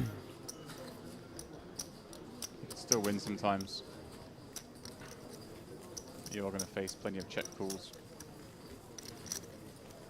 Ali, the trophy's on the table. It's there for one of them. It's also lit up, by the way, which I love. Helping to illuminate the etchings within the crystal obelisk. See, that's the kind of trophy that you can take home in the carry-on. You don't need to be parent. There's some really big things out there, obnoxiously big trophies that get awarded, and what are you going to do? Buy an extra plane ticket for it and stick it next to you on?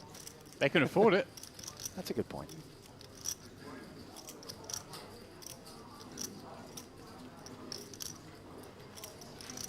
Couple of King X's, very similar in composition here. King 5, King 6.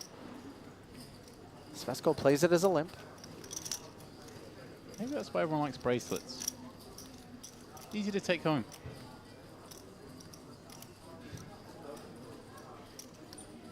Ali. Oleg. Increasing matters.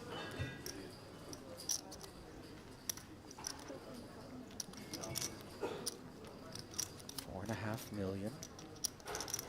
And when we limp, we're always prepared for the occasions on which the big blind will sense that soft chips are out there looking plush.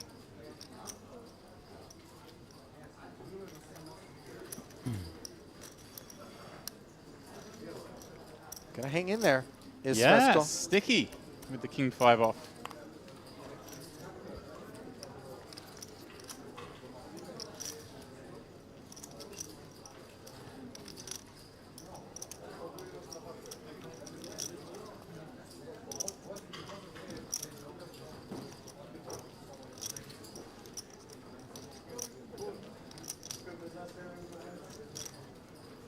Svesco does find a piece of it on that Queen 8-5.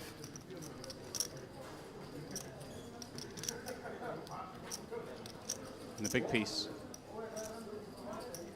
Ollie, you refer to it as the side card, but every once in a while, side card becomes the main card. That's the case here as the Queen 8-5 board does deliver the better of the two holdings to Svesco's doorstep. And Oleg is not done telling a story here, James. 5.7 million, roughly half pot, a little north of it, to follow through.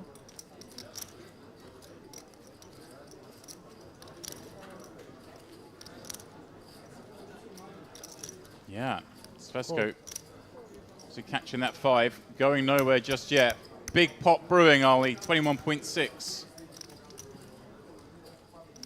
In what is not a particularly, well, not crazily deep Heads up and counter. We are pretty deep. Nor a very durable holding in terms of this king 5. There's going to be Right. turns that are going to be of no use. And A lot of turns, are we? Bar the deuce 3-4. oh, that's not one of them. That one is not one of them. You're quite correct. Oh, on earth. We find one of the 2 remaining kings. This is the wettest card.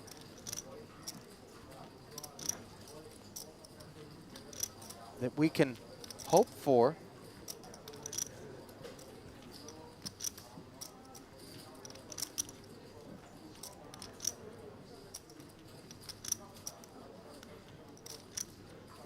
Well, Ali, this is a fun spot. Oh, I'm surprised the Oleg slowed down there, because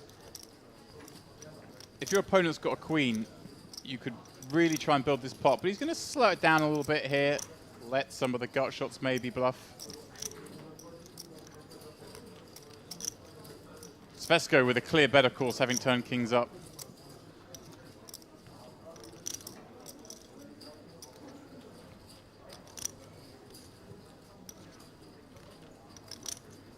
$10 million. Half pot is the number. No way Oleg can fold this. His hand's under-repped.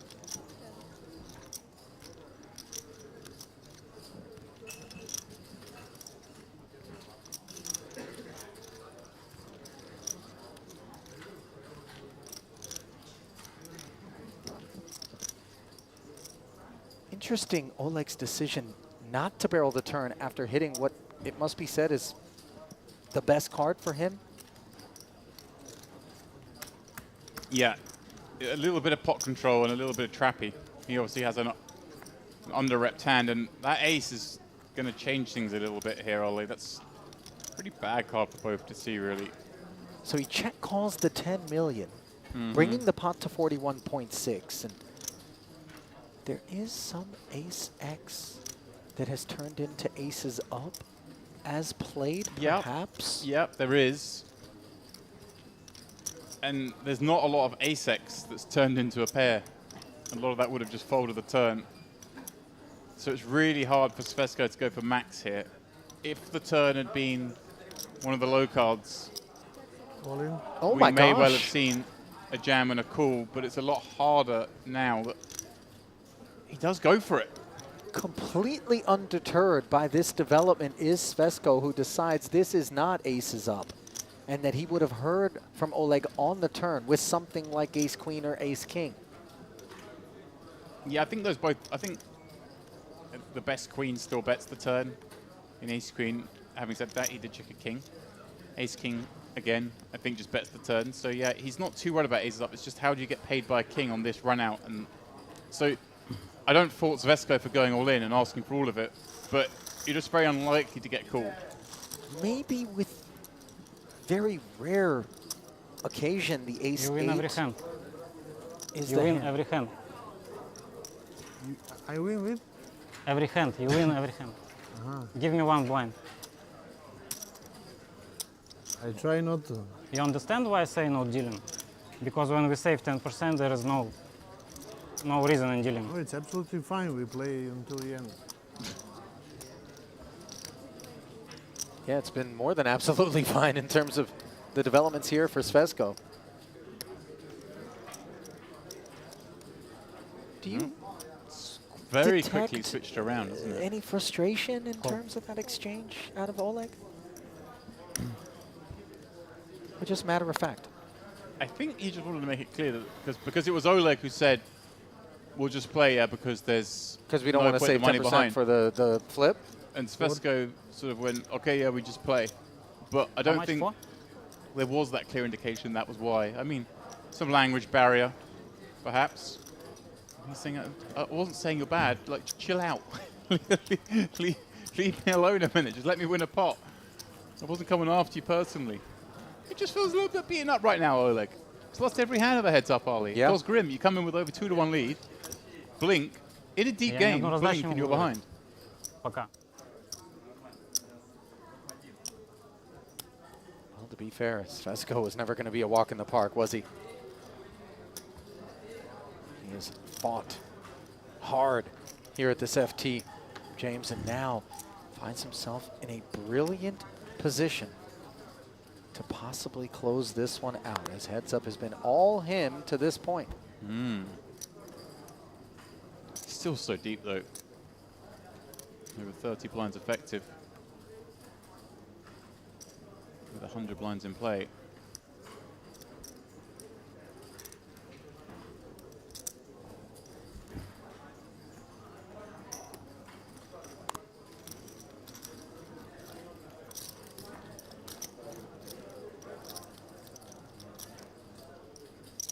Might this be the first pot that Oleg can drag, as he was dominated pre, hits his side card. But look what we got going here. We got the King of Spades early on a Jack 10 board. There's lots of bad turn cards here. There's one of them. Both players checking, and now the nut spade draw along with the Broadway gutty presents itself to Svesko. This one was a limp pot pre. Ollie, obviously you were getting that last knockings at the buffet, so you won't be aware, but I bet $1,000 Fesco versus you, just so you know. You auto accepted because you Because I wasn't here to decline? Yeah, I got the choice. Okay. I chose the short stack. You gave me odds. Oh, wow. Good luck collecting, James. Just want to get that out there. Meanwhile, Oleg, good luck me, is what he's thinking as he calls this $2.5 million with the tens and the spade draw. Inferior edition. Wow. As the queen of spades rolls off. Both players making the flush. And let's see whether or not an escape is in Oleg's future here as he checks and is up against the nuts and still can't win one heads up. Yeah, and it's pretty grim because the Jack of Spades would bet the flop when check 2. Doesn't have the Ace of Spades and the Queen of Spades on the board. So you're looking at King of Spades. A lot of the time that does bet the flop on Jack 10 deuce. And then the other spades that might go for value, the 9 of Spades, 8 of Spades, probably have something to bet the flop with as well, Ali. So this doesn't look like he gets to have it too often. And it looks like he's gone a big sizing for exactly that reason. He's polarizing Ali, 10 mil. Man. Oleg, nice fold. Yeah. Yeah. 10 into 8.6 is designed to look very fishy, and yet Oleg perhaps just feeling bruised and beaten and battered, as you mentioned, is thinking there's no world in which this 5 of spades is going to be good. Kind of breathless as he's down to a worse than 2-to-1 dog. Look at that, Ollie, as well. Lines are creeping. 800, 1.6 million. Shorten levels, heads up, of course. And yeah, that's the reverse of how these guys started this match. Yeah, and it didn't take long to get there, did it? Just a handful of pots? It really didn't. I've got some sympathy for Oleg. He's been absolutely battered, but he's been up against it every time, bar that one humongous bluff that if he'd called with his 9s up, we'd been the bar. That's a good point. I hadn't thought about that. The opportunity was his for the taking, and he got bluffed off of it, and it has been all downhill. Yeah. A real tailspin as the yoke has been involuntarily pushed forward and the terrain begins to fill his windscreen. Here in Flight Retro Main Event. Glad you said forward and not down. Yeah. We're both av geeks, James. Come on, give me a little credit. You'd be surprised.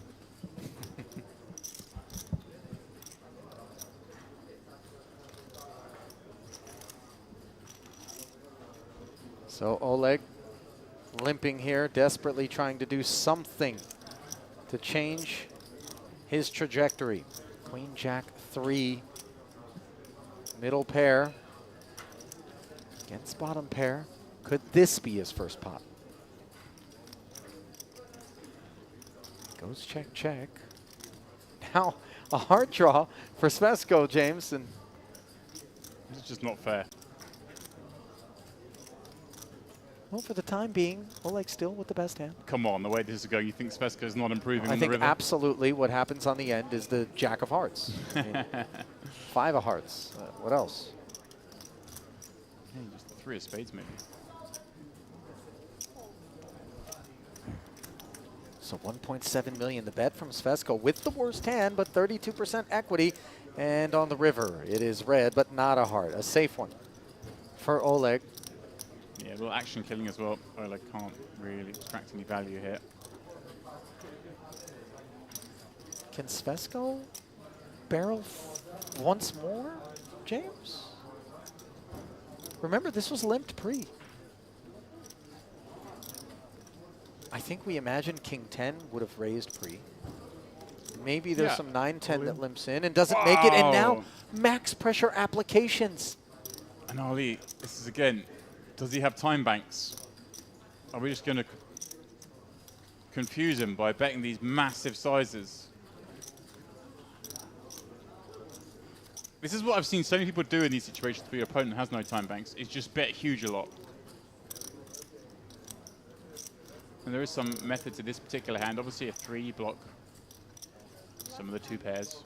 Not too relevant the way this hand's played out. It gets a fold. I'm not surprised to see him get a fold there, of course. He has a deuce. Deuce 5 has obviously got there. Okay, we're not surprised to see the fold, but I think we are surprised to see the jam. Just the 4 times pot Ali with bottom pair.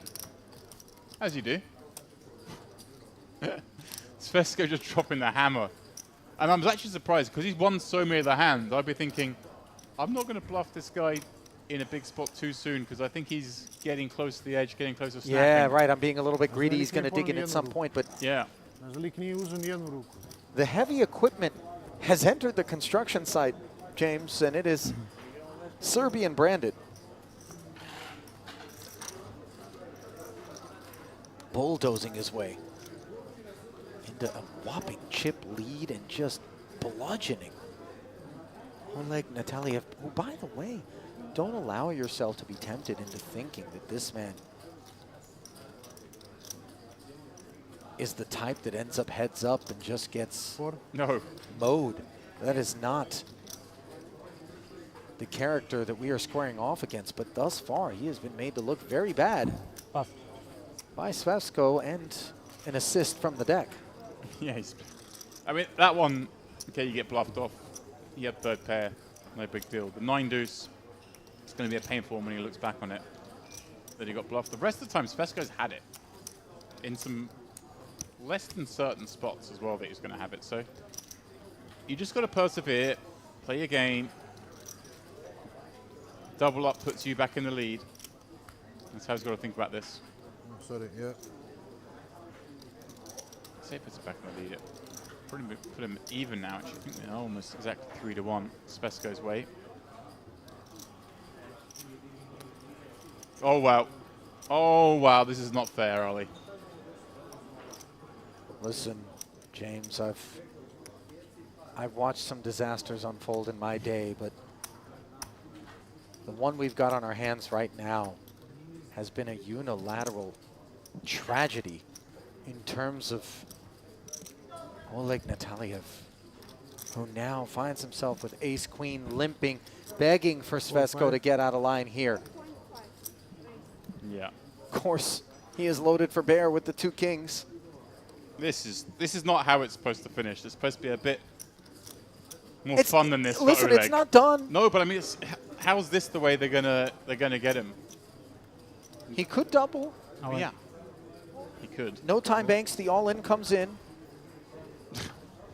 It's just not fair though. The way he finally gets the hand and Very fast Svesco's- heads up. We'll see. Huh? We'll see.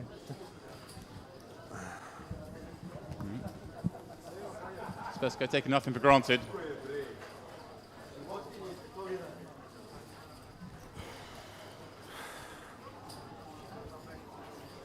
This is for Oleg's life, and that is one that weakens the pulse considerably as the ace hunt is on. 3 outs twice. Svesco with the kings, and now all of a sudden opportunities courtesy of the coordinated turn, a 3 or an 8, and we hit the reset button. An ace and a double. Anything else? And Darko Svesco is your main event champ. James. Incredible, incredible. If you told me this heads-up match would be finished in 30 minutes, I would not have had Darko being the winner, having started 2-1 down. But that was all one-way traffic heads-up. Steamrolled, bulldozed, however you want to say it, Ollie. Well, listen, Yeah, it was sure. a helpful deck, Yeah, why not? obviously, but it felt very preordained from this vantage point, as his rail is right there to congratulate him. Credit, of course, to Oleg Nataliev $418,000 going his way. But Cvesko is the man of the hour, James, and that means I am the man who's got to run out and do an interview with him as I leave you here to take us home. Well, as Ali runs out there, we will quickly recap how things played out there. It was Dukic going out in fourth for 191. Atala then was the man three-handed who didn't want to do the deal, left it to play for, and he picked up 257. These two then played that rapid heads-up match, and it was Darko running out the winner, Cvesko taking home the title, $567,000, and of course both taking home their career best score. And as you can see, this man has run off. He's going to go get a word with our winner. But before we send down to him, I just want to say thank you to all of you who've been tuning in over the last 10 days or so. And on behalf of Dara and David, who have also disappeared, it's just poor little me on my own here, Ali, and of course all the Sharehands crew and the Merit staff. Thanks so much for tuning in. We're going to see you back here in November. Of course, there's a little matter of the EPT in between now and then, but for the Merit point of view, the Gangster series will be our next in-house production. But for now, it is over to Ali with our champion of the main event. Now and again in life, there's fate. And on today's occasion, I feel like fate very much played a part in the outcome for the Merit Retro main event champion, Darko Cvesko, who's standing with me now. Now, what am I talking about, Darko? Of course, it's the fact that Mr. Atala wanted to play a flip for $100,000, make a deal three-handed when you were third in chips, and it fell apart. And it's a good thing that it did, because now you are the winner, $567,000 richer. What was your reaction when all of a sudden what seemed like it might have been an ICM chop went away? I mean, it happened like this. I thought about the deal and the split money, and I considered it, and I would like to accept it, but he wanted to play a flip for an extra 100K, and then we said no, and then it was off, and then I had to like bring back the grind mode again to chip up and eventually win. No, yeah. Well, here's what I'm going to say. Grind mode is something that is very much a gear in your transmission, because we watched you handcuffed, shackled right here at this table where you had 10 big blinds and less, and then all of a sudden a couple of key hands took place, didn't they? Yeah. I mean, it was like a roller coaster. I mean, I was short and I was 10 big blinds, 12 big blinds, 7 big blinds. I think I went almost to 4.5 big blinds in one point, and then it was double up, A7 suited, my first key hand, and then that set up with my friends. Yeah. Aces versus ace king. Yeah. And then Jukic, obviously the other Serbian there, and he was on the receiving end of that, unfortunately. But it is what catapulted you up into being in that three-handed position. The deal doesn't go down. You end up taking it down. This is your first ever time visiting us here at Merit Poker, and I'm curious for you what your takeaway has been. Obviously, we know you're going to be happy no matter where you play cards if you're going to win $567,000, far and away your best ever live cash, more than you'd earned in your career to this point. But what's it been like playing in these fields and experiencing what this room offers? I mean, I said to my friend, like, this organization is really amazing. I really loved it. The blind structure, the MTTs, the players, like, it was like perfect for me. I don't know. It's my first time here, and I enjoyed it like every single day. It was like hot weather, fun, cards, and everything. Yeah. And then I end up winning now, so that's like a perfect finish. Yeah. Yeah, no doubt about it. Now I know it is your first time, Darko, so I do feel compelled to let you know that it is a tradition that the main event champion jump into the sea after they win, no matter what time it is. So are you ready to run down? We'll send the cameras down with you. Did you bring your swimsuit, or are you just going? Okay. We will manage something. I'm only kidding. Later. I'm only kidding. Something maybe later. Listen, enjoy it, my friend. Congratulations. You very much earned it. Darko Cvesko, your Retro Series main event champion. Thank you very much. Thank you. Good job. Bravo.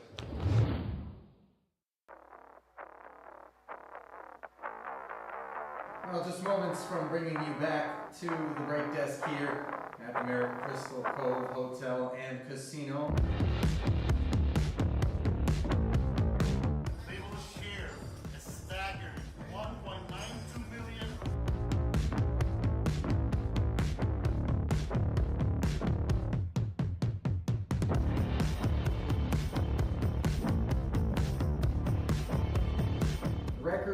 assembly of events, which is now culminating in this final day